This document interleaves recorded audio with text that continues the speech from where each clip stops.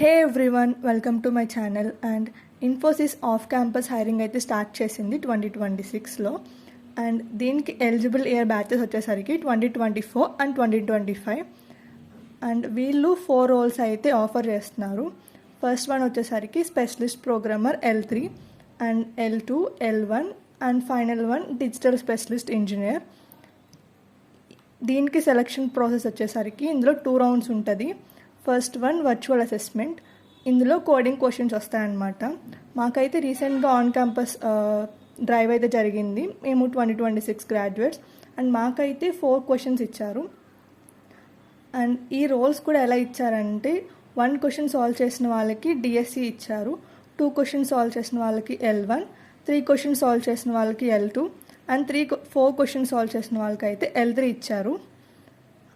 And దీని తర్వాత ఈ అసెస్మెంట్ తర్వాత ఇంటర్వ్యూ అయితే ఉంటుంది. ఈ ఇంటర్వ్యూ వచ్చేసరికి ఇన్ పర్సన్ ఉంటుంది అనమాట. వాళ్ళు ఇచ్చిన సెంటర్కి అయితే మనం వెళ్ళాలి. అక్కడ ఇంటర్వ్యూకి అపేర్ అయ్యే ముందు మనకి ఒక ఎగ్జామ్ కూడా ఉంటుంది. సో అగైన్ మళ్ళీ డిఎస్ఏ మీద అయితే అసెస్ చేస్తారు. సో అక్కడ అసెస్మెంట్ తర్వాత ఇంటర్వ్యూ అయితే ఉంటుంది. అండ్ అసెస్మెంట్ ఇంటర్వ్యూ రెండింటిని కంపేర్ చేసుకుని ఫైనల్ రిజల్ట్స్ అయితే ఇస్తారు, సెలెక్ట్ అయ్యారా లేదా అనేది. అండ్ ఎలిజిబిలిటీ క్రైటీరియా వచ్చేసరికి కోర్సెస్లో BE or BTech, ME or MTech and MCA, MSc. Eligible బ్రాంచెస్కి వచ్చేసరికి computer science, IT, AML or data science. So ఇంకా cyber security, EC or triple related CSC or IT branches అయితే ఎలిజిబుల్గా ఉన్నారు. And apply చేయడానికి last date వచ్చేసరికి 13th April 2026. So as soon as possible ఫాస్ట్గా అయితే అప్లై చేసుకోండి. అండ్ ఇక్కడ వీళ్ళు అప్లై చేయడానికి అయితే ఒక సర్వే ఫామ్లో ఇచ్చారు, అదైతే ఇలా ఉంది. సో ఇందులో అయితే చాలా క్వశ్చన్స్ ఉన్నాయి, లైక్ 89 క్వశ్చన్స్ వరకు ఉంటాయి, ఇవన్నీ ఫిల్ చేయాలి. ఇందులో మనకి రెజ్యూమే కూడా అడుగుతారు వాళ్ళు. సో ఇది ఆఫ్ క్యాంపస్ డ్రైవ్ కాబట్టి రెజ్యూమే అనేది మా దగ్గర మనం ఛాన్స్ తీసుకోకూడదు. సో అందుకని 4 లేటెక్స్ రెజ్యూమే టెంప్లెట్స్ అయితే నేను ఇక్కడ మెన్షన్ చేశాను.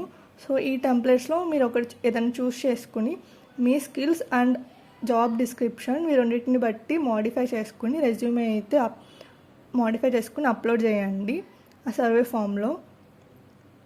అండ్ ఇక్కడ చూస్తే ఇక్కడ మాక్ క్వశ్చన్స్ అని ఉన్నాయి కదా, ఇందులో అయితే మాకు ఇన్ఫోసిస్ వాళ్ళు ప్రొవైడ్ చేశారు. లైక్ మా ఎగ్జామ్ టైంలో అయితే వాళ్ళు ఈ 1300 పేజెస్ ఉన్న ఈ పీడిఎఫ్ అయితే ప్రొవైడ్ చేశారు.